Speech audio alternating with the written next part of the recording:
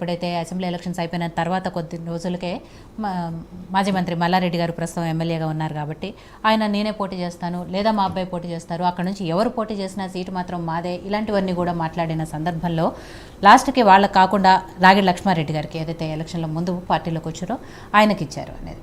So అక్కడ ఇంకా సరైన అభ్యర్థి ఎవరు లేరా అనేది సొంత పార్టీలోనే కొన్నిసార్లు అక్కడ నుంచి విమర్శలు వచ్చిన పరిస్థితుల్లో ఆయనకి ఇవ్వటం వెనుక కారణాలు ఏంటి, ఆయన గెలుపు అవకాశాలు ఎంతవరకు ఉన్నాయని మీరు నమ్ముతున్నారు? మేడం, నా పేరు వేముల మారయ్య. మీ ఏయో టీవీ ప్రేక్షకులందరికీ నమస్కారం.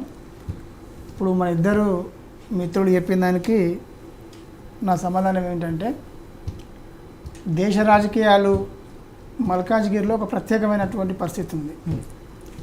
గతంలో టీడీపీ ఎంపీ ఉండే, తర్వాత కాంగ్రెస్ ఎమ్మెల్యేలు, కొంత బీజేపీ ఎమ్మెల్యేలు, కొంత మిక్స్డ్ ఉండే ప్రజలకు. ఈసారి పూర్తిగా బీఆర్ఎస్ పార్టీ ఎమ్మెల్యేలు ఉన్నారు. కావున బీఆర్ఎస్ పార్టీ ఎంపీ కావాలని ప్రజలు కోరుకుంటారు.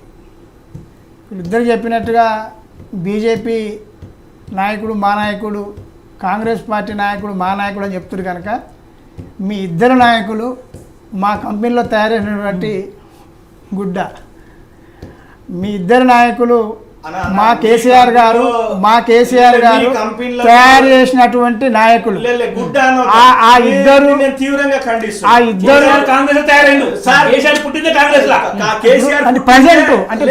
ప్రజెంట్ చరిత్ర కేసీఆర్ పోల్చుకోవడం, కేసీఆర్ అనేది చరిత్ర, అది వేరు. మీ ఇద్దరు మా కంపెనీలో తయారైన వాళ్ళే. మా టీఆర్ఎస్ పార్టీ కేసీఆర్ గారు మా కాంగ్రెస్ పార్టీలో మీరు అదొకటి గుర్తుపెట్టుకోవాలి. చూడండి స్కూల్ టీచరు, వినండి సుందర్ గారు, స్కూల్ టీచర్ చదువు చెప్పినప్పుడు విద్యార్థులుగా ఐఏఎస్ అవుతారు, ఐపీఎస్ అవుతారు, అమెరికా పోయేస్తారు. కానీ టీచర్ అన్నట్టు ఆయన అక్కడనే ఉంటాడు. కానీ మీ కాంగ్రెస్ పార్టీ ఒక టీచర్ లాగా పనిచేయవచ్చు. కానీ విద్యార్థులుగా తెలివి ఉన్నోళ్ళు, చదువుకున్న వాళ్ళు, ఆ విద్యను అందుకున్న వాళ్ళు పై స్థాయికి పోవచ్చు. కేసీఆర్ అలాంటి వాడే. పుడితే మీ కాంగ్రెస్లో పుట్టవచ్చు, కానీ ఒక పై స్థాయిలో పోయి ఈ ప్రజల కోసం పనిచేసి ఒక రాష్ట్రాన్ని తెచ్చినటువంటి వ్యక్తి. కాబట్టి మా నాయకుడు తయారు చేసినటువంటి నాయకుడు మీ నాయకుడు అని చెప్తున్నా. కాబట్టి ఇక్కడ ప్రజలు అభివృద్ధి కోరుకుంటున్నారు.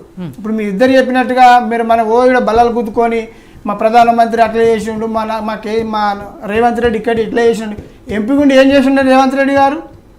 ఈ పార్లమెంటు పరిధిలో ఏ పెళ్లి కార్యక్రమానికి వచ్చిండా, ఏ కార్యం ఎవరికైనా సమస్య వస్తే వచ్చిండా, ఏం డెవలప్ చేసిండు, ఏ డెవలప్మెంట్ కన్నా కొబ్బరికాయ కొట్టిండా, ఎందుకు కొట్టలేదు? ఆనాడున్న పరిస్థితుల్లో 5 ఏళ్ల కాలంలో ప్రతిపక్షం లేదు. ఈ పార్లమెంటు పరిధిలో అనేక రాష్ట్రాల ప్రజలు ఉంటారు, వివిధ జిల్లాల ప్రజలు అక్కడ వలస వచ్చిన వాళ్ళు ఉంటారు.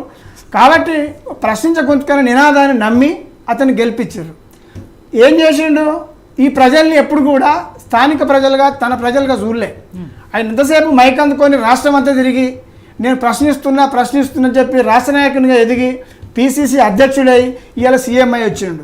అంటే మేమేం కోరుతున్నామంటే, ఆ ప్రాంత ఓటర్గా నేను చాలా కాలం నుంచి చూసిన, సీఎం అయితే అది రాష్ట్రం కావచ్చు, ఇక్కడ పార్లమెంటు ప్రజలు ఎప్పుడైనా, ఇప్పుడు మనం ముగ్గురం కూర్చుంటే 3 ప్రాంతాలుగా చెప్పుకున్నాం. ఎందుకు?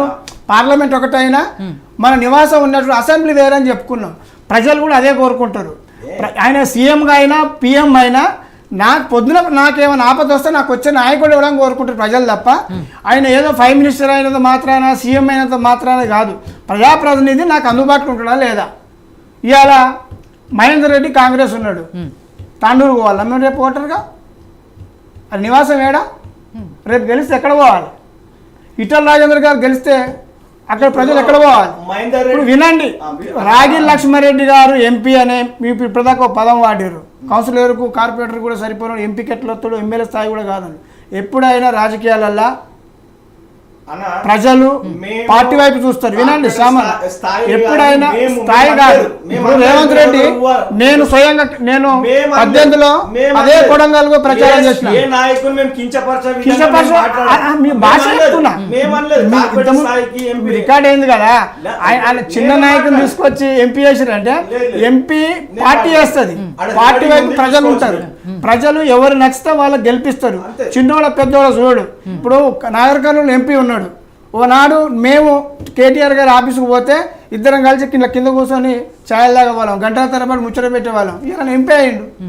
నేను ఇట్లే ఉన్నాం అంటే అవకాశం కలిగించినప్పుడు ఎవరైనా అవుతారు.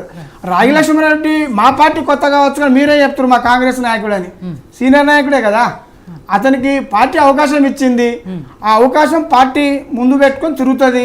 ఇలా ఆయన ఒక్కడే తిరగదు కదా, ఇప్పుడు ఏ కాన్స్టిట్యున్సీకి ఆ కాన్స్టిట్యున్సీ నియోజకవర్గాలు ఎమ్మెల్యేలు అందరూ భుజాన్ని వేసుకొని తిరిగి రేపు ఆయన గెలిపించుకుంటారు. కానీ రెండోది మల్లారెడ్డి గారు ఆ నియోజకవర్గానికి సంబంధించిన ఎమ్మెల్యేగానే ఉన్నారు, బీఆర్ఎస్ సిట్టింగ్ ఎమ్మెల్యే. ఆయన మొన్న ఈటెల రాజేందర్ గారు కనిపించినప్పుడు అన్న నువ్వే గెలుస్తావు అని చెప్పడంలో ఎంతవరకు కరెక్ట్? మేడం జనరల్గా మల్లారెడ్డి గారి స్వభావం వ్యక్తిగతం ఎట్లుండదంటే, నేను దగ్గరగా ఆయన కార్మిక మంత్రి ఉన్నప్పుడు నేను 5 ఏళ్ళుగా చూసిన, చాలా దగ్గర ఉండి ఆయన వ్యక్తిత్వం అంతా బోలశంకరుడు ఉంటుంది.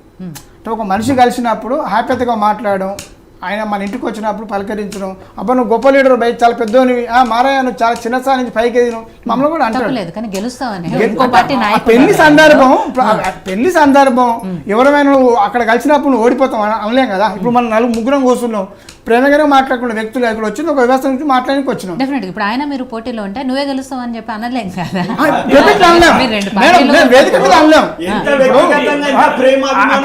ఇప్పుడు అట్లా అంటే ఇప్పుడు మీ కాంగ్రెస్ వాళ్ళందరూ నాకు ఫోన్లు చేస్తారు, అన్న మా పరిస్థితి ఏంటి అంటారు, బీజేపీ వాళ్ళు వాళ్ళ పిఎల్ నాకు ఎందుకంటే మేము టీఆర్ఎస్ అంతా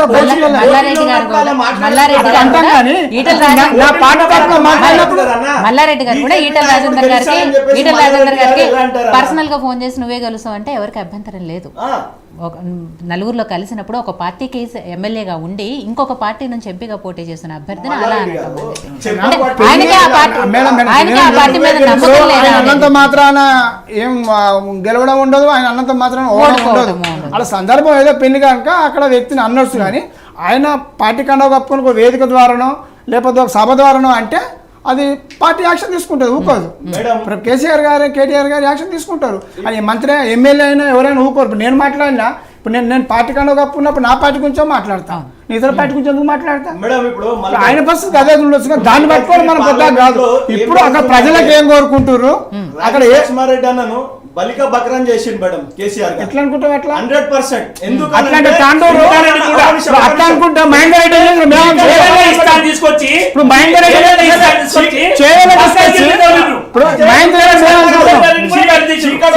చేసుకొని మల్లారెడ్డి గారు అమాయకుడు, ఆయన బోలా శంకరుడు అని చెప్పేసి అన్న చెప్తున్నాడు. అంటే ఆయన చీకటి ఒప్పందం ఏం చేసుకున్నాడు అని అంటే, కవిత గారికి బెయిల్ కావాలి, బెయిల్ కావాలంటే ఎవరిని దర్శనం చేసుకోవాలి, బీజేపీని దర్శనం చేసుకోవాలి, అమిత్ షా గారిని దర్శనం చేసుకోవాలి. దర్శనం చేసుకోవాలంటే ఏం చేయాలి, ఎవరినో బలిక బకరని పెట్టాలి, వాళ్ళని పాపం అమాయకులను చేసేయాలి. నేను లక్ష్మారెడ్డి అన్న అమాయకుని చేసిండు, పార్టీ ఫండ్ కూడా ఇస్తారు.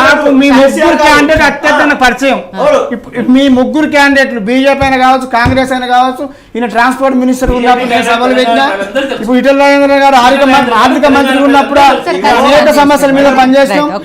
రాజలక్ష్మి రెడ్డి కూడా నిన్న మనం రోజు ప్రచారం చేస్తూనే ఉన్నాం. అది ఇంత ముందు భూ కబ్జాలు ఆ కబ్జాలు ఈ అవునండి. కాంగ్రెస్ పార్టీ నియోజకవర్గంలో ఉష్క మాఫియా ఏవైతే ఉన్నాయో రేవంత్ అన్న పాదయాత్ర చేసినప్పుడు అవన్నీ బయట పెట్టంగానే కేసీఆర్ గారు కూడా ఆయన ఎట్లయితే ఆయన ఇబ్బంది పెట్టి పార్టీ నుంచి సస్పెండ్ చేయంగానే ఈటెల రాజేందర్ గారు పోయేసి ఆయన కేసుల నుంచి తప్పించుకోవడానికి బీజేపీ పార్టీలో మీరు మాట్లాడిన సేపు నేను కాముగా ఉన్నా. ఎప్పుడైనా మనం సభకు వచ్చినప్పుడు మీరు మాట్లాడేది నేను విన్నా, నా మాట మీరు వినాలి, మన అందరూ మాట ప్రజలు వింటారు. మీరు అట్లా మధ్యలో డిస్టర్బ్ చేయలేదు, మీరు మాట్లాడిన సేపు మధ్యలో డిస్టర్బ్ చేయలేదు. కోటేశ్వరరావు గారు, మల్కాజ్గిరిలో పరిస్థితి ఎలా ఉండబోతుంది? ఇక్కడ నాకు తెలిసి నలుగురు కూడా మల్కాజ్గిరి పార్లమెంటు నియోజకవర్గానికి సంబంధించిన వాళ్ళే ఉన్నారు, గెస్ట్లు కూడా ఓటర్లు అదే ఉన్నారు కాబట్టి. సో 3 పార్టీల పరిస్థితి ఎలా ఉంది? మల్కాజ్గిరిలో ఏ పార్టీకి గెలుపు అవకాశాలు ఉన్నాయి? ఏ అంశాలను బేరీజు వేసుకొని అక్కడ ఓటర్లు రేపు తీర్పు ఇవ్వబోతున్నారు అని? మొన్నటి అసెంబ్లీ ఎన్నికల్లో బీఆర్ఎస్కి 9,68,000 ఓట్లు వచ్చాయి, కాంగ్రెస్కి 6,03,000 అనుకుంటారు, బీజేపీకి 4,26,000 ఓట్లు అన్ని నియోజకవర్గాల్లో వచ్చాయి. ఆ ఎన్నికల తర్వాత జరిగినటువంటి మార్పులు చేర్పుల గురించి కూడా తెలిసిందే. బీజేపీ తరఫున పోటీ చేసినటువంటి 2 అభ్యర్థులు, ఒక అభ్యర్థి అయితే కంటోన్మెంట్ నియోజకవర్గానికి కాంగ్రెస్ తరఫున అభ్యర్థిగా ఎంపికయ్యాడు. ఇంకొక అభ్యర్థి శ్రీశైలం గౌడ్ ఆయన కాంగ్రెస్ లో చేరాడు అనేటువంటిది మనకు తెలిసింది.